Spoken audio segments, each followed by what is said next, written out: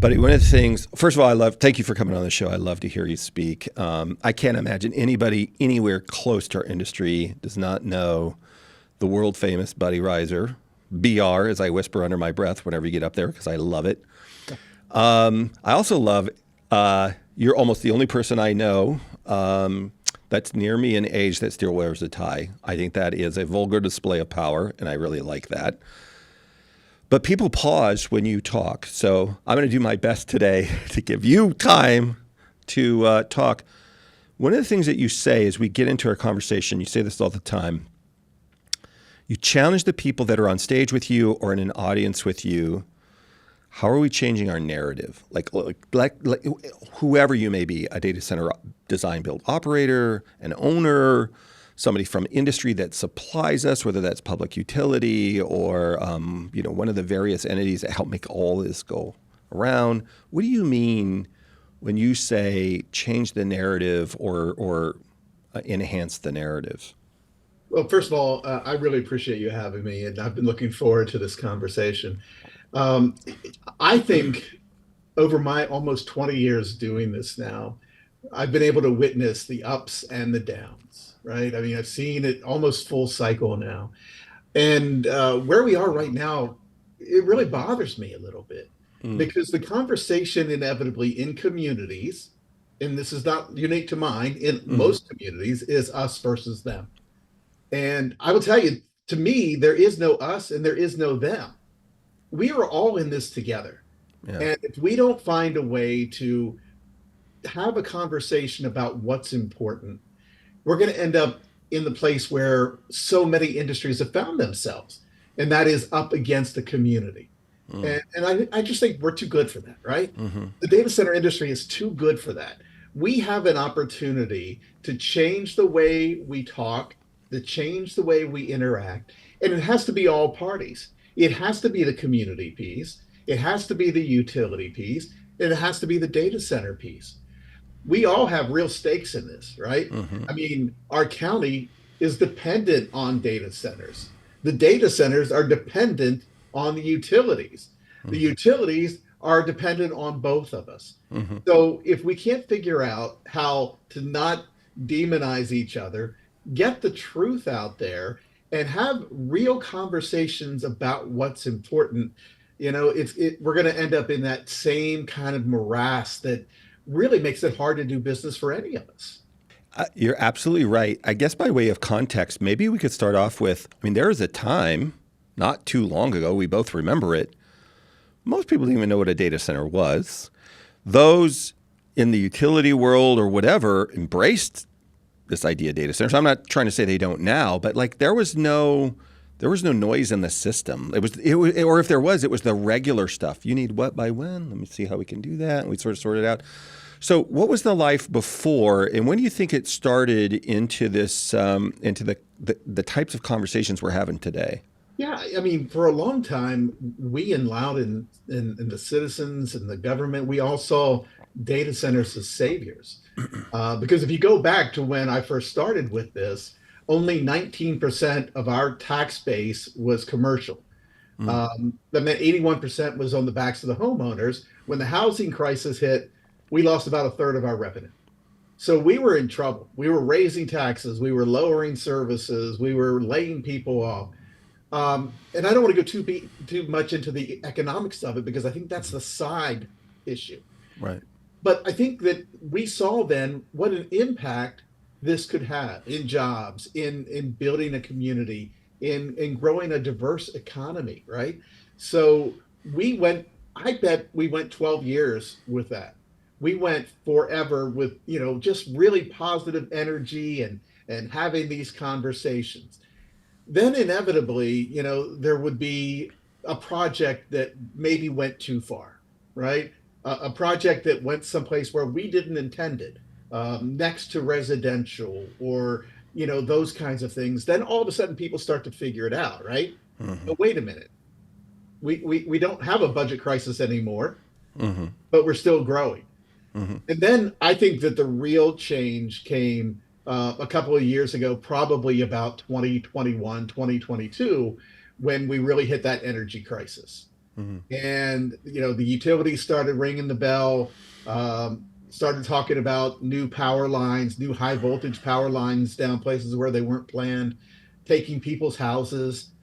The environmentalists came into the conversation, and really we lost control of that narrative. And our industry, we're not the best at necessarily being out there and talking to people and making our case, right? Right. We want to put our names on our buildings for the longest time, Right. right? So I think that when you don't help control the narrative, or when you're not part of the narrative gets away from you. And I think that's unfortunately where we've gotten to a lot of this conversation. Somebody once asked me, why don't you guys put your names on their buildings? I'm like, first of all, do you know us? Like, it's a whole bunch. You and I are not shouldn't be the example. It's a bunch of introverted engineers. If they don't even want to put their names on their shirts, they can't, they hate it, much less the building. Plus our contracts would say, don't you dare refer to who's here. Forget that all my employees have pink mohawks and a shirt that rhymes with Woogle. I can't control that, but we couldn't put, the names of anybody or anything on the buildings. Pretty amazing. And it seems like a lot, certainly in my case, I'm sort of oblivious on my drive home or doing, I see some things going on, but I'm really not paying attention till one day I wake up and I'm like, where'd that come from? Or what happened? Wait a minute. It goes like this park. We have this beautiful park near me. I can't believe how many soccer fields. And it felt like they sprung up overnight. Nope. It's been 2 years. They've gone through committee. They've got all this stuff. Like, it's done. It's good. Oh, but I guess my point just there is that I'm busy doing other stuff, and I wasn't really focused on it.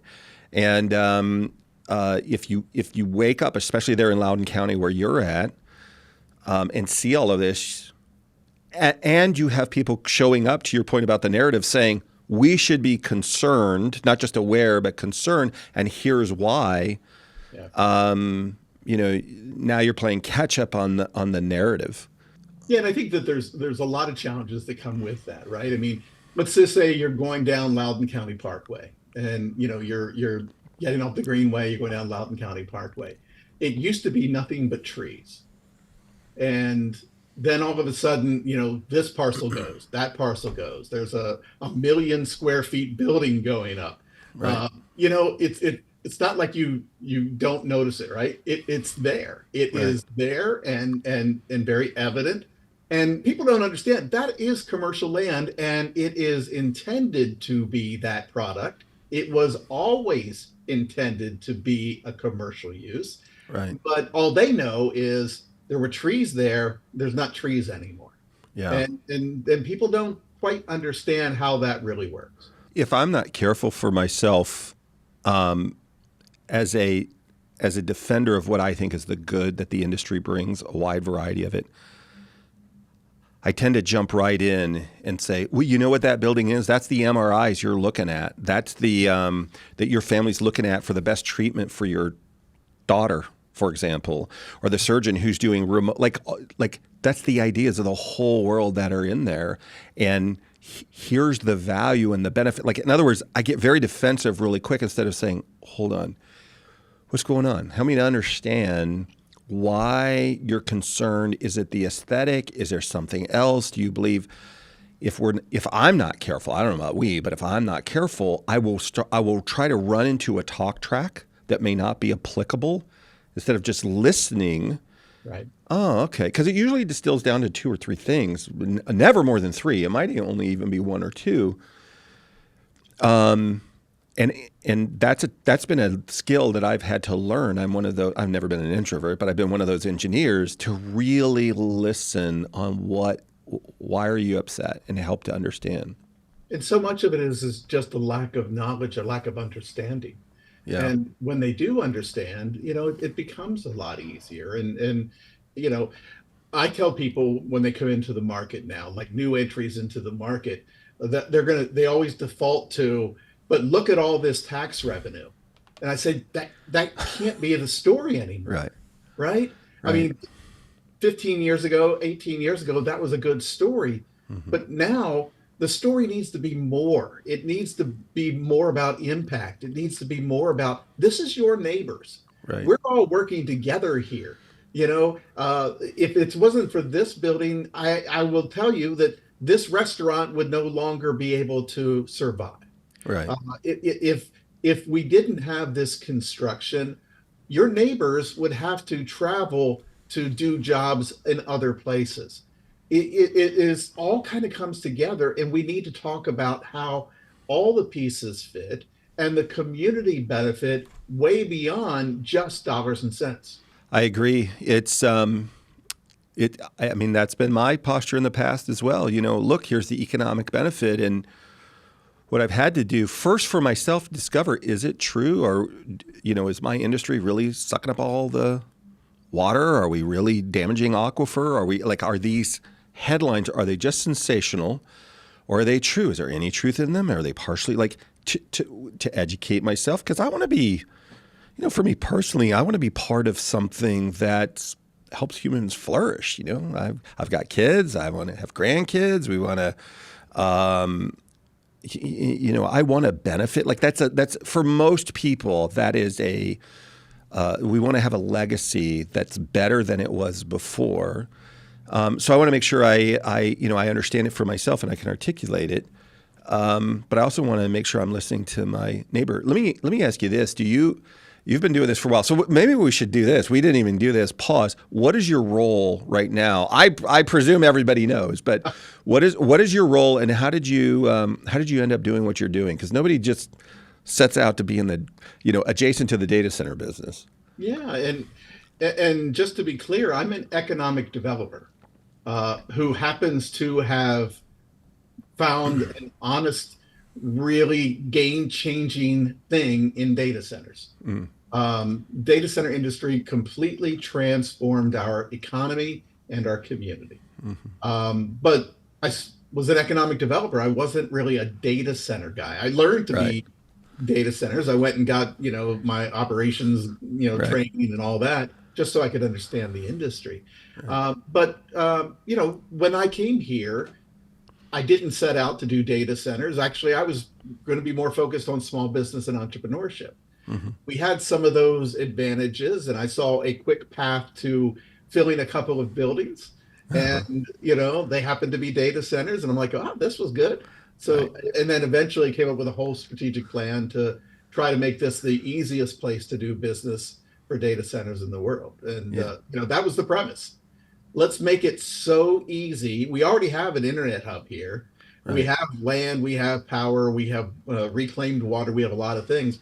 Let's now make it the easiest place to do business. And, going on year 18 here, working with this, we've been able to create, the strongest local economy anywhere in the country. And so we want to keep that momentum, and we want to keep making this a great place to do business. I completely agree. In fact, my CEO, I can hear him kind of poking me now. He's like, McCall, don't do it, but I'm going to do it. So Chad Williams, I don't know if you know Chad. I do. He did not start off in our industry. He didn't start off in technology. His family business was in the automobile business, not dealerships, but recovering, restoring automobiles. Really, really cool Midwest entrepreneurial story. And as a really young guy, he was forced into assisting, if not running entirely, the business because of circumstances in the family. But he has this, sounds like a little bit like you. Like, I've got an entrepreneurial spirit. I'm looking to do business development. And what's this data center thing? I don't even know if he knew it exactly as data centers, but just sort of the path of technology. And he's been called lucky a few times. It's amusing to me. He's the world's greatest, luckiest person I've ever met. If opportunity and preparedness is what defines that. But anyway, if you've got that spirit of innovation and entrepreneurship, and you're looking for opportunity, it's amazing how that works. But one of the things I think in your area that helped to make it was not just the spirit of entrepreneurship that you talked about, but all these other circumstances. Like, it was these internet hubs, and his cloud was growing and whatever. And Loudoun County in particular, but that whole area was like, well, it's almost, some people would say it's a Silicon Valley of the East, because it's sort of this, well, let's embrace it. Let's see what we can do with this. Right. Well, we had AOL. Soon after AOL, we had the May East hub move from Tyson's to Loudoun to be closer to AOL, UUNet, Equinix, DuPont, Fabros. I mean, we had a lot of tools. We Right. had a lot of great things going on. And frankly, once the tech bubble burst, we had some empty buildings that were built that we were never able to fill. So that was job one. Let's fill those buildings. And we filled them with data centers. Turns out to be Digital Realty Trust, took the three empty buildings that are now right next to my office here. Right. And it was really the beginning. I think Chris Crosby and I did that together. Yeah. Since then, we've watched as this industry has evolved, but I don't want to lose the innovation piece. Right. Because I think coming back to what we were talking about before, now's the time to keep innovating. Now's the time to look at energy delivery, energy generation, energy storage, and be on the forefront of that. And because listen, there's some tough situations right now when it comes to getting power. You guys know this. Yeah. You guys have experienced that here in Loudoun and I think in other places. Yeah. But we have to keep trying to push that envelope, and we have to do it as a utility and as a community and as an industry. What are the best ways for us to figure this out, and how do we give each other enough grace to be innovative? I say, we want to innovate, we want to cooperate, and we want to re-regulate. And I use re-regulate to mean look at all of our regulations, what's inhibiting our growth and what's inhibiting our innovation, and then let's figure out a new way to approach regulation around that. So if we can do that, if we can innovate and cooperate and re-regulate, I think we have a real chance to make a big difference here. And so I'm excited about that opportunity, and I want to try to bring everybody together to look at that in a new way. Right. Well, I'm about to do my very first ever keynote, and one of the very first things I have on data centers is a platform for innovation and like how it innovates. Next is how it facilitates efficiencies, et cetera. And so I think somebody's been reading my mail. I don't appreciate that. Thank you very much. Or maybe I've just been plagiarizing you, but I don't remember it. So now I feel innocent of the sin of plagiarism. I've heard you talk about this, and I think fantastically, which is you were just alluding to it then and a couple times, like, let's insert trust, not suspicion, these groups that are working together.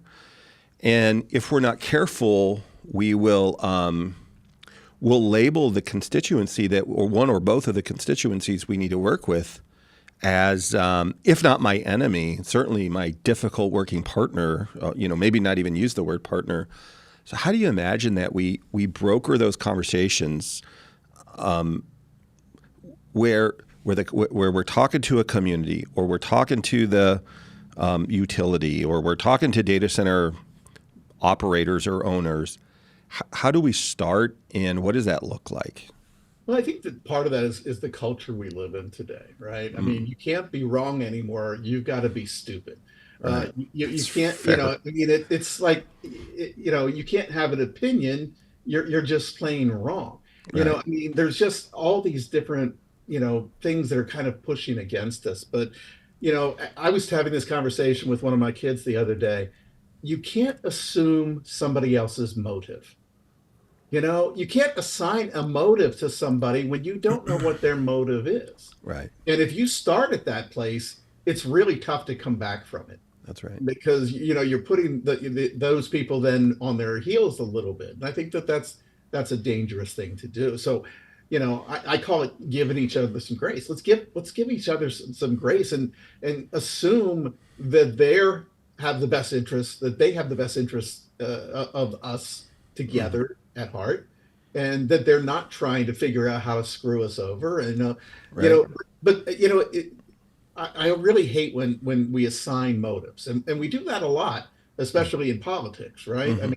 Try to figure out, well, that's why they're doing that. Well, maybe that's not why they're doing that.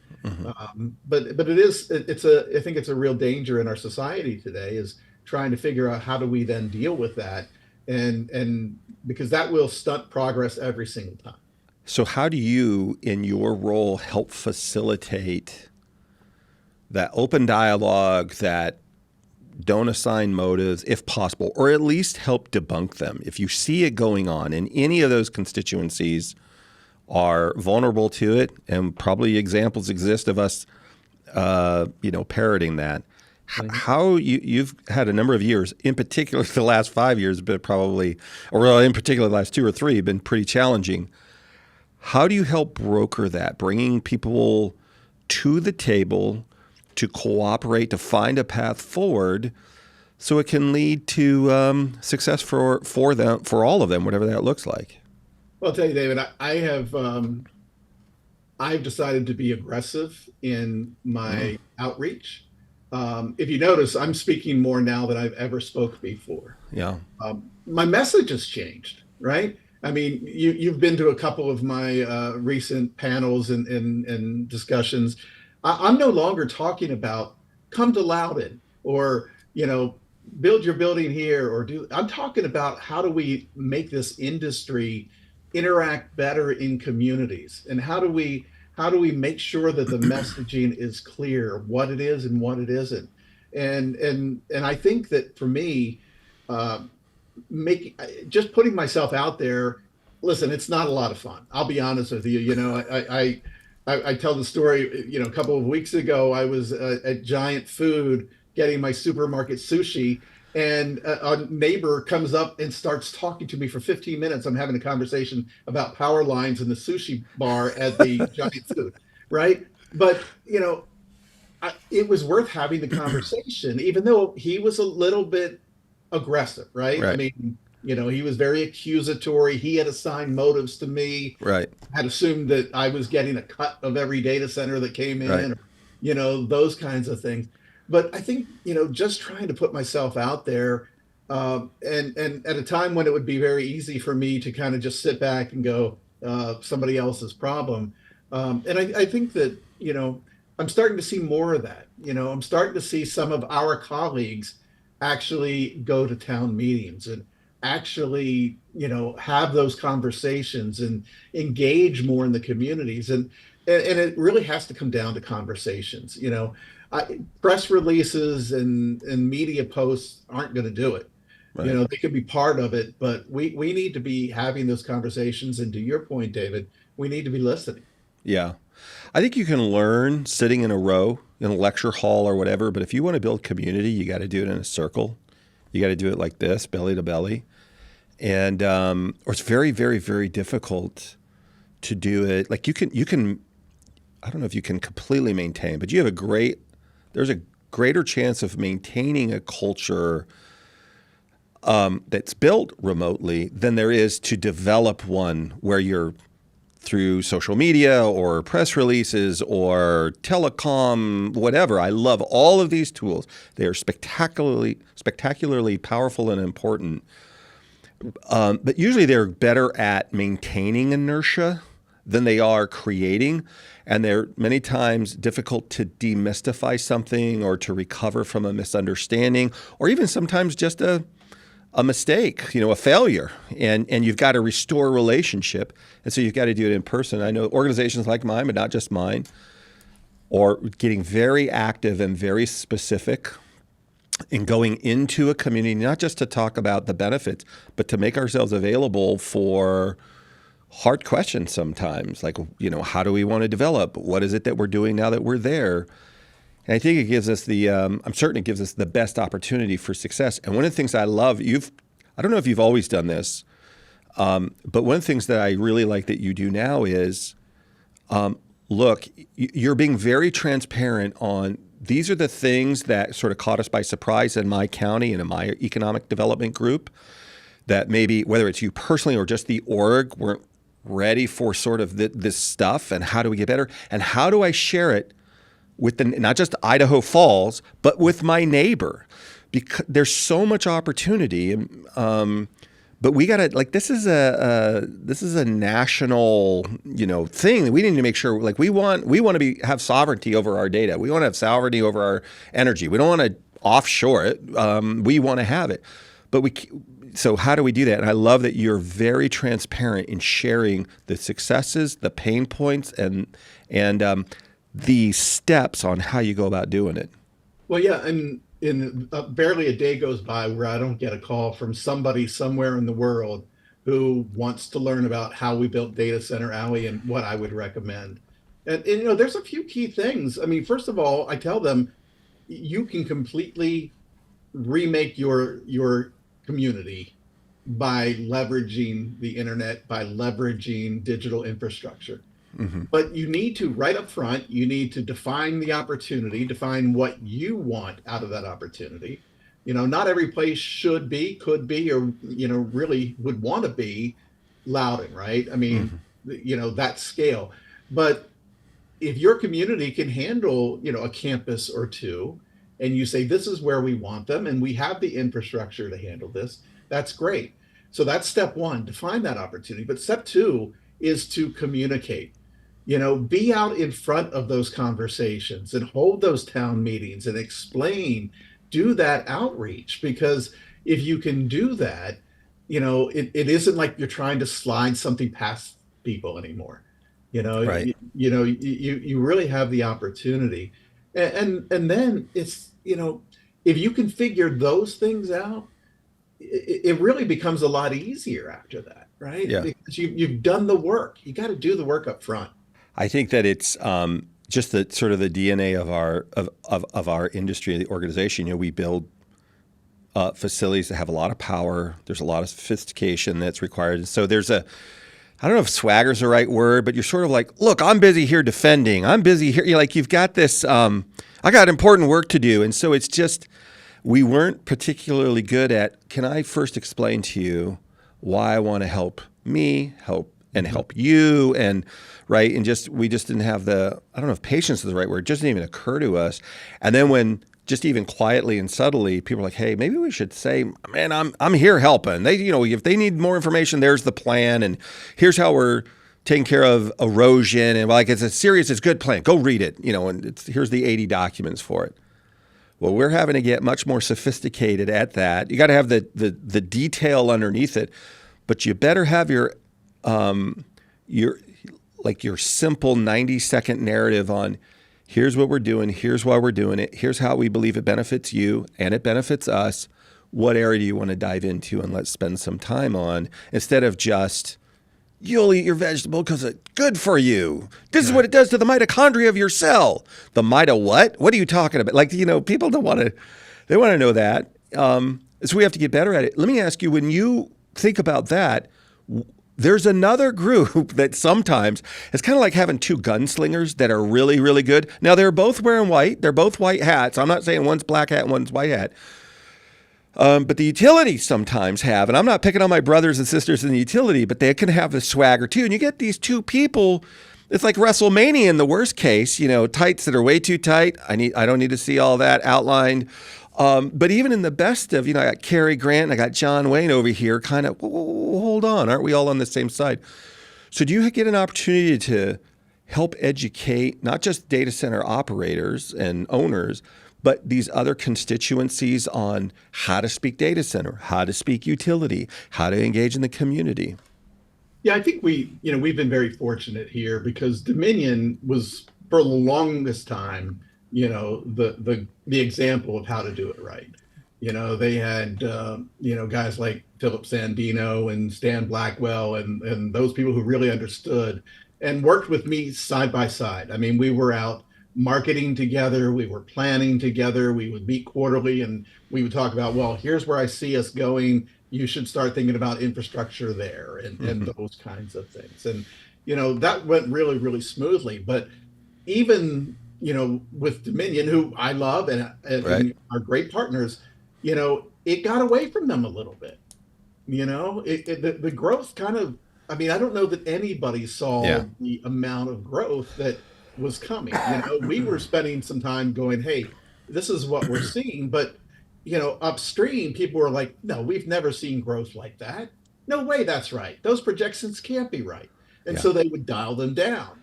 And then all of a sudden, boom, it's off to the races. And we're talking about, going in you take example, PJM, they went 26 gigawatts higher in their 2024 forecast than they did in their 2022 forecast. Right.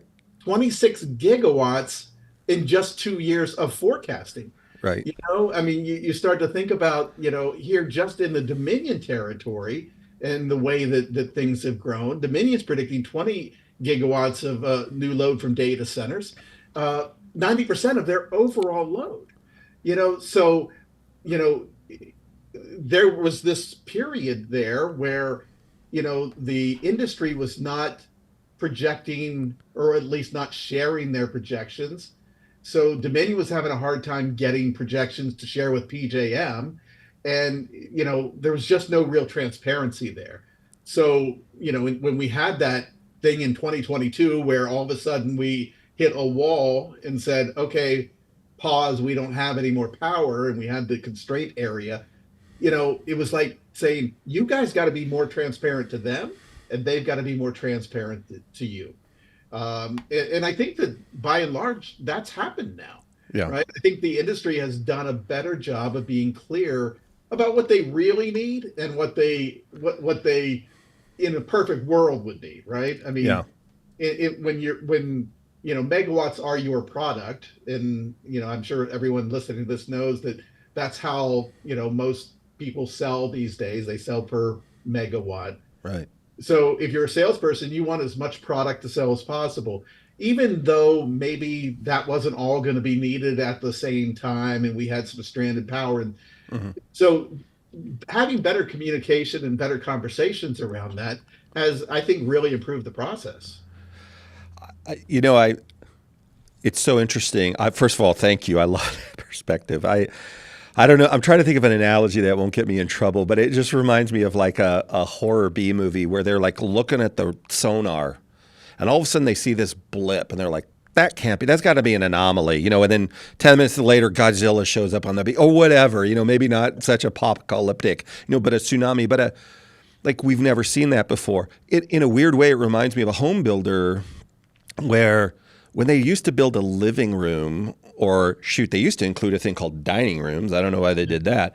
But they would build these rooms, and they'd have 3 outlets in there. And all 3 outlets or 4 outlets would be tied to the same 15 amp circuit.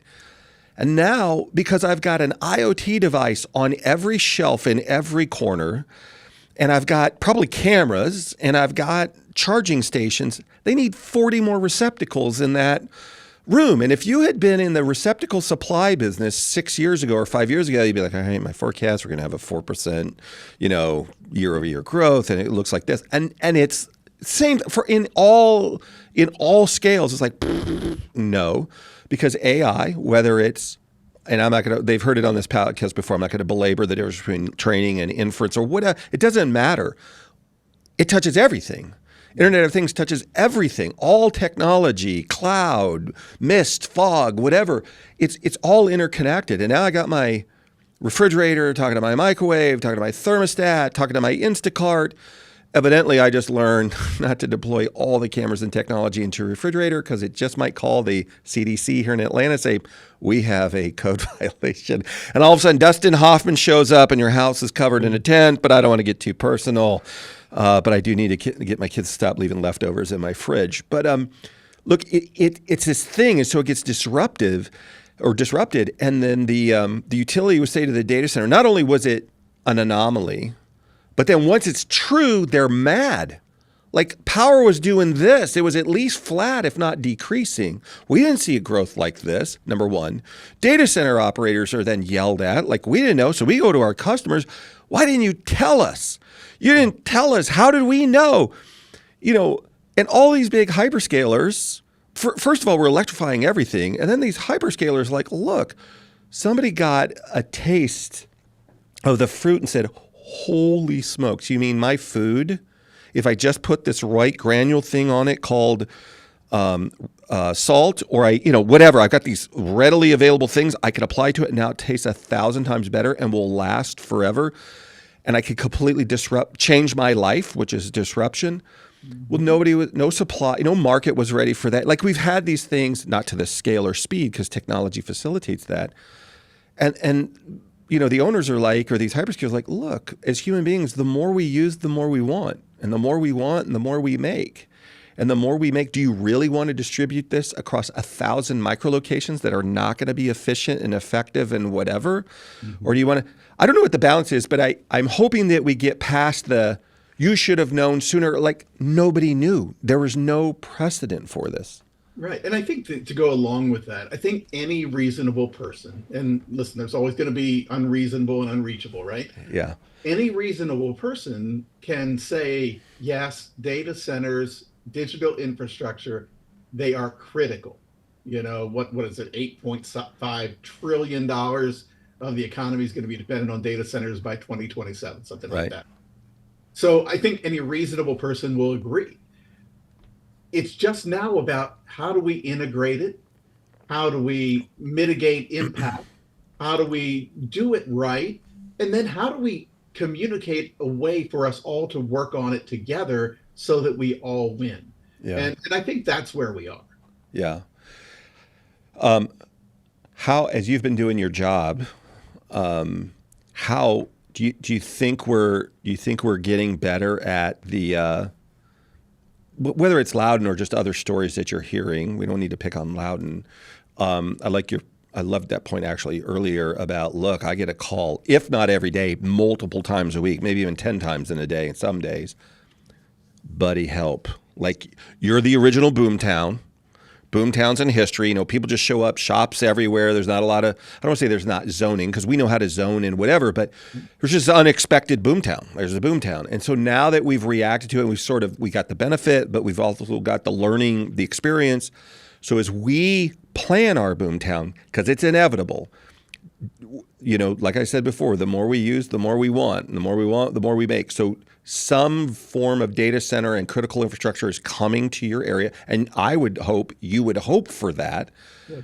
As they go to lay it out, I want to be collaborative with utility. I want to be close to my community to figure out where's the right place and the right circumstances. How do we do that? And then I want to design, build, and operate it in a sustainable, efficient way that can be modularly upgraded as technology changes or our requirements change. Do you feel like we're getting more collaborative, or are we still sort of a little elbows out trying to figure it out? Well, I think we are. I mean, I think we're starting to see that if we don't do that, you're going to have, the inevitable pushback and 23-hour public hearings and negative news articles. I mean, it's the only thing I do more than meet with people these days is take press calls. I mean, it's like almost every week there's some other reporter who wants to do a story on data centers, and it's always coming from a negative slant. Yeah. And so it's, I think people don't recognize that the data centers are actually leaders in renewables. Yeah. That the data center industry, the users, the technology companies have much more aggressive sustainability goals than governments do, than cities do, I mean, it's just, they're much more aggressive on that. They're right. Largest purchaser of renewables in the world. I mean, there's all these things that I think people go, oh, I didn't know that. Right. So trying to make sure that we are being more collaborative. I wouldn't say we're there yet. Right. And frankly, there are companies that are doing it really well right now. Yeah. And there are companies that either haven't decided to start doing it well or just are incapable, one way or the other. I'm not going to name any names. Yeah. But some companies are doing it great. I mean, we have companies here, and you guys would be one of them, that are engaged and involved. And I mean, your team here is great. I mean, they're part of the community. That's awesome. Yeah. But that's not always the case. Yeah. I appreciate you saying that. In particular, Nick Blessing out there, and there are a few others that, man, they put themselves in harm's way. And here's the thing. Look, we're, if you know any of these guys, we do our very best to be collaborative and helpful, and let's find a way. But you punches in the face 2 or 3 times with something that's inaccurate. I'm not going to say Nick's going to punch back, but he's absolutely going to defend certain positions. But I had some fun the other day. This is where I get in trouble. So this is probably all going to get edited out of the podcast. But I was talking to somebody and I said, I know. And it was like I don't know that they were a reporter, but they were making notes. And I said, did you hear data centers caused a black hole? And they were like, you're kidding. What happened? I said, sucked up all the area Wi-Fi. People were forced to talk to each other. And they blinked at me for a minute, and then they started chuckling and walked away. But I still saw him scribbling notes, like it probably, hopefully was, he's an idiot, let's not ever talk to him again. But it, you know, dogs and cats, you know, protest AI because AI is taking over the making of, you know, cat videos and dog fetching for robots or something. Like, I love to have fun with it. And it's not to mock real concerns, but I just wish sometimes they would do a better job of researching what's the pro and the con, because there are those. But I feel like, I mean, that's wishful thinking, and hope's not a strategy. How can I be better prepared to articulate, just as an employee of the industry or of the utility, one, why is it that I want to do what I'm doing? How do I think it brings value? And two, what's my legitimate, real concern? And have an open mind that if I get the right data, peer-reviewed, trusted data, okay, it could change my mind. Like, I haven't just decided whatever I designated as source of truth that this is true. Whether you believe in the North Star or gravity or whatever, it's true empirically. These are true things, and you can measure them and test them. And sometimes you're told something that's not true accidentally, like nobody's trying to be a liar. They give you information that's inaccurate. Upon evaluation, like, oh, well, it's partially true, or it's not accurate at all, or it is true. And hey, data center operator, what are we going to do about this? Because this is empirically true, and this is not acceptable for our community. I just hope we in the industry get as interested, even if it's the very micro level, in being able to articulate a simple truth on why we believe what we believe. And if we don't, today you may be cavalier about it, but it's going to come back to roost if you're not able to do that, whether you're having a conversation with the community or with the utility. I think that's right. And I think that, you know, we have to own what's ours, right? Yeah. The good and the bad. And we should own that. And then we should talk about what we're doing to improve on, you know, both the good and the bad.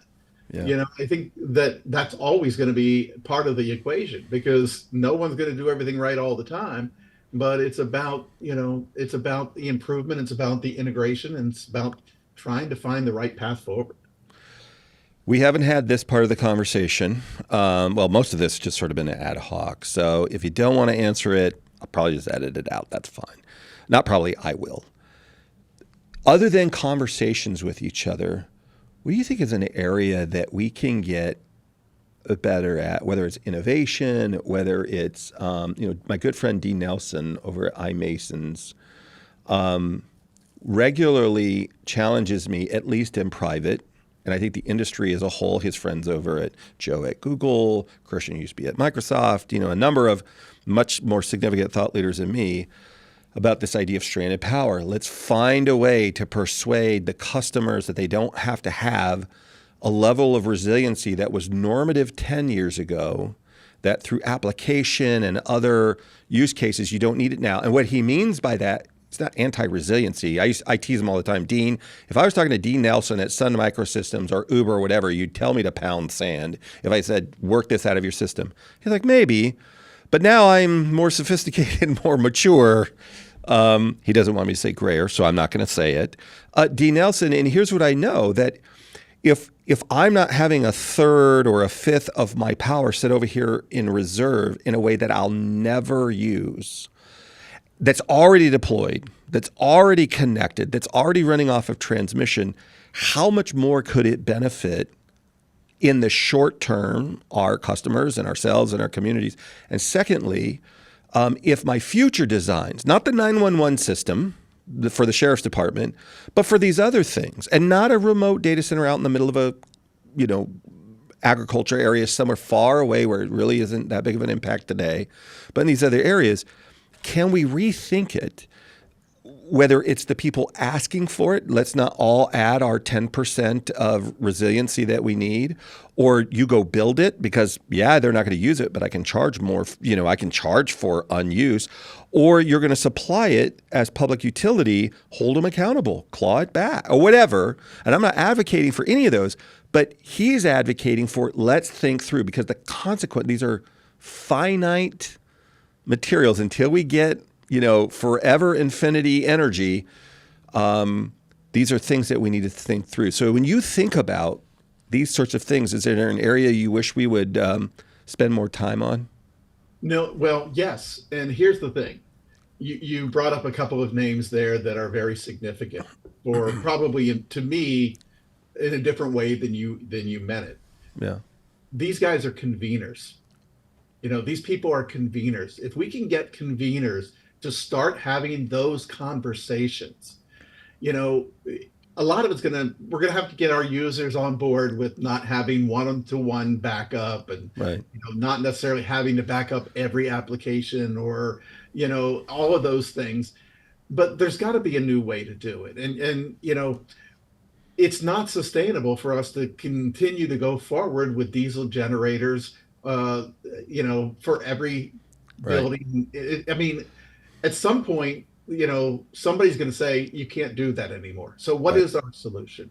So having those big thinkers, the Christian Bellattis, the Susanna Cass, the Yeah. Dean Nelsons, the iMasons, and the Right. Nomad Futurists, getting all these people to really start thinking about what could it look like. Right. How do we master plan campuses where we could share some resources? And I Right. know we're all competitors, but if we all came together and created some sort of synergy there, is there something that we can do?